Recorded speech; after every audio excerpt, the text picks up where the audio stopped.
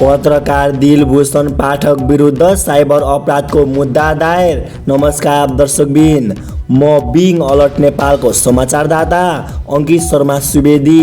पत्रकार दिलभूषण पाठक विरुद्ध काठमाडौँ जिल्ला अदालतमा विद्युतीय कारोबार ऐन अनुसार कारबाहीको माग गर्दै मुद्दा दायर भएको छ।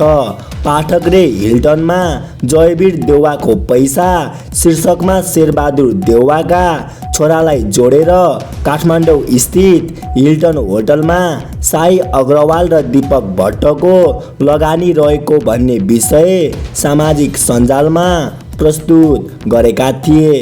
सरकारी वकिलको कार्यालयले विद्युतीय कारोबार ऐन 2063 को दफा 47 अन्तर्गत मुद्दा चलाउने निर्णय लिँदै पाठकलाई 1 लाख रुपैयाँसम्म जरिवाना, 5 वर्षसम्म कैद वा दुवै हुने माग दाबी गरेको छ।